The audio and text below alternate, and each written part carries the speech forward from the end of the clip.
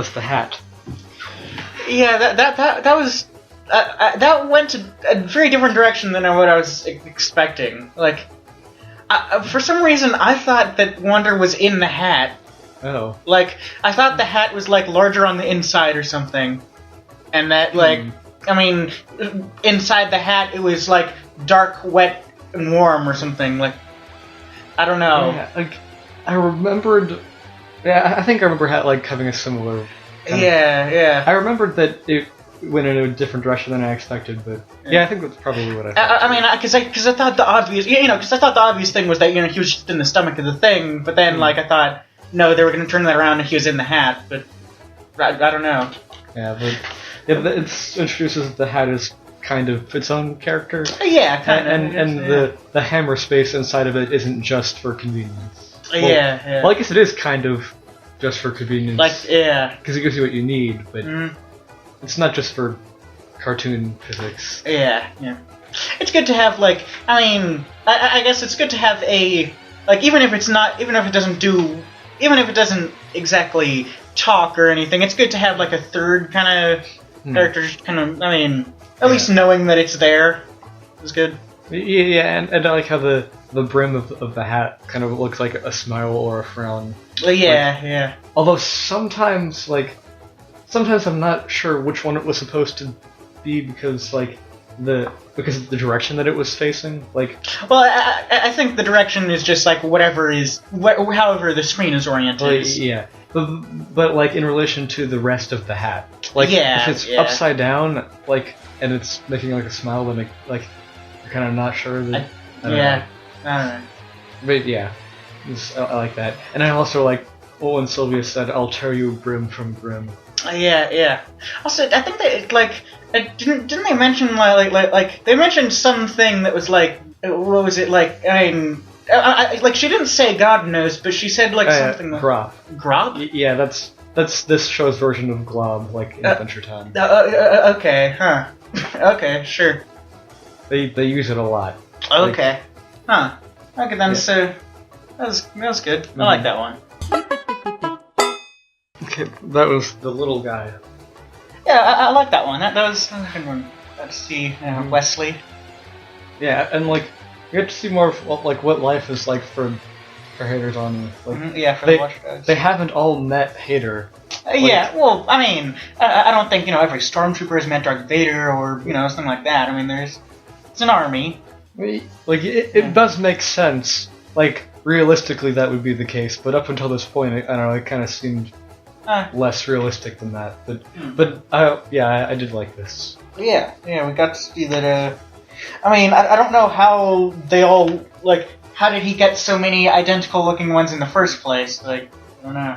But so far, like the only two Watchdogs that aren't identical are Wesley and that other guy from the beginning of this episode who was really strong. Who was still asleep. Moose? Yeah, Moose. Yeah. Like, I mean, and Commander Peepers. The only reason he looks different is because he has a helmet. Huh? Like his body is the same. Wait, what do you mean? Who? Peepers. Well, yeah. Like Peepers only has a helmet. Yeah. That's the only thing that makes him different. Well, yeah. I mean, and that he's the second in command, basically. Yeah.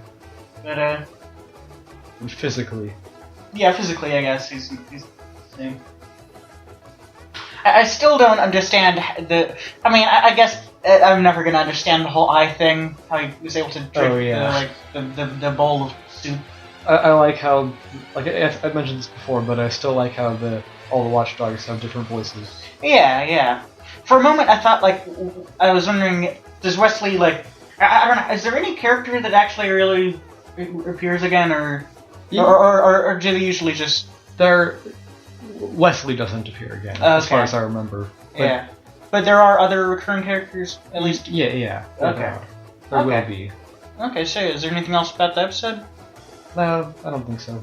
Yeah, I thought that was good. Yeah. Oh, actually, this was one continuity mistake that I noticed. Oh, yeah? Yeah, when they were in the cave and Wesley was first waking up, he was sleeping inside of Wander's hat. Yeah. Then he got out and he walked over to Wander, who was wearing his hat. Oh, huh. Well, I mean, what if they needed a hat and so they pulled a hat out of the hat? It's possible. Yeah. I don't. I mean, we still you don't. We don't know what species Wonder is. Is that right? Yeah, we don't. Okay. I hope that whatever species it is, it rhymes with like cat, so he can be the something at in the hat. That was the ball. No, I like that line. I know. The main the thing I like about this one. I mean, I guess I've seen it already in a bunch of other episodes, but especially compared to the first episode, where the characters they were all meant to look similar, but they actually had differences. I mean, at least somewhat, different hairstyles and stuff. I don't know. I like that one. I liked how those people didn't care. Yeah. I mean, that happens when something happens all the time. You just don't care about it anymore. But I don't think he entirely solved the problem, though. Because they said they needed a place with trees and a place where they could, make a spa. But, for one, I didn't see any trees there, or any way to plant those trees. And also, if there were to, they can't, can I use it, does the dog, I don't know. Does the dog have, dirt on him or something? I don't know, maybe, actually, that might make sense. Being in space, he probably gathers a lot of dust and dirt. Apparently he has apparently he has an atmosphere. Yeah, enough that I don't know. They didn't show it in the episode, but I would think that he would have dirt on him enough to grow stuff on. Well, it's when she said that they need trees, and then she looked around at the fur, which was similar to the way that it was drawn looked similar to the green grass seed. It was the same height and shape that they had, but it's not the trees, same, though. Yeah. And also, it's all at the expense of the dog as well. Because now, I mean, they saved the people, but now the dog is just going to be living in eternal discomfort. Yeah. And is the what if the dog is the dog? I mean, the dog. What if it dies eventually? Are they just going to be living on a dead, rotting space giant dog? That might be better, actually. But I mean, eventually, I don't know. Wasn't it? What was it? Guardians of the Galaxy? Was it that one? Wasn't that one place a giant's head or something? And they hollowed it out. Oh yeah, I remember that. Yeah, I don't know. They could eventually do something like that. Eternal discomfort is the price that Buster has to pay for destroying 9 worlds. He's a dog, though. Dogs have no understanding of morals or right and wrong. Not understanding the system doesn't make you not a part of it. Such is life. That was the bounty? That was... I like that one. You got to see more Commander Peepers, of course. But I did like... We also got to see a bit more of Lord Hader's personal life or something. His video game and his mixtape. Yes. I like that. But my favorite part, my favorite one of the bounty hunters is the robot one. Yeah. And how they when his thing got shot back at him, the animation slowed down. Yeah. That was a neat one. And also with the other ones, it was it pixelated them and sent them up with that, for stylistic reasons. I think they had it sideways, but I think that was good. I mean, he's he reminds me a lot of was it IG-88 from Star Wars? Well, he looks like him. They both don't speak. They're both bounty hunters. Yeah, I think that's the inspiration, but it's kind of a general silent robot bounty hunter thing. I think those people who were sent to Hader's ship, I think... Oh, yeah, they never... Yeah, they didn't get away, I guess. No. They're just going to be part of the mega mix. Yeah. Yeah. And also that, when Peepers who, fell through a basketball thing... Yeah. And then, he won a prize... Yeah. He took it with him, and then later, there was a person inside of it. Well, no. I think the thing was that the prize was a doll or something, but then that character that the doll was made of, there was also it's like Mickey Mouse. I guess I prefer to think that there are people in all of them. Okay. Yeah. Because I thought the scale of it was different as well. Oh, I don't know. But yeah, that did look. It was like a weird. It was like a it wasn't. I don't think it was a watchdog, but it was like because it had a mouth and stuff, but it looked like a weird mix between Mickey Mouse and a watchdog. For some reason, it reminded me of Astro Boy. I don't really know much about that. So. Yeah. But one thing I think at like the very end of the episode, like as the thing was as the Megmix was playing this thing, like one of the voices in there was just ouch. Yeah. Ouch. I think which I like. I think just not really into it.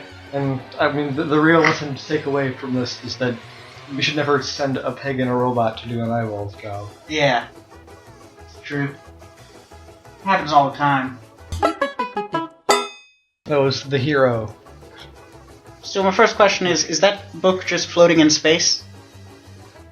Yes. How did it move on its own?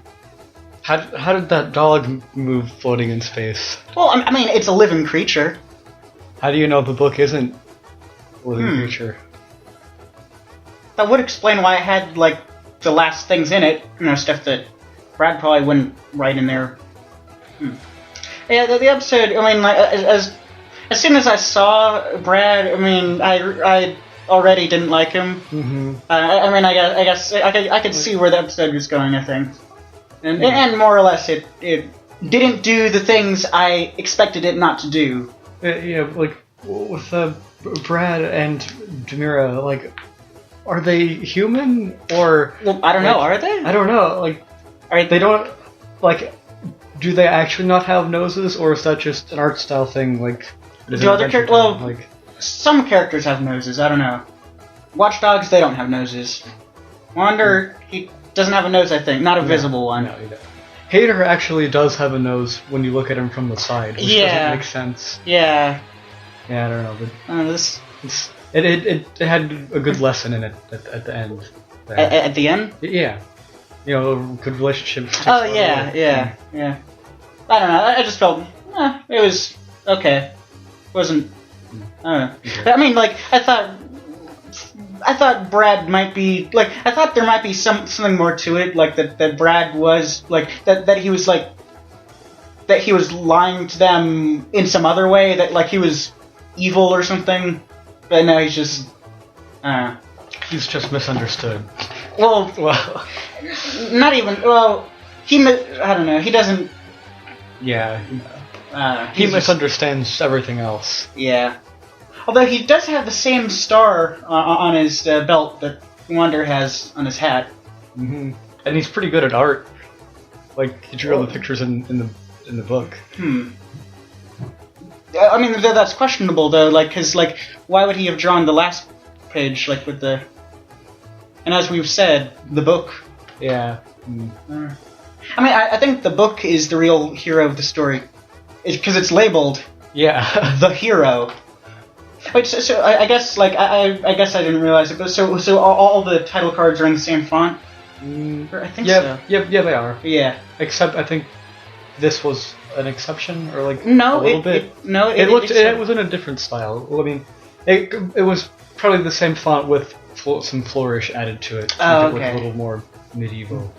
Okay.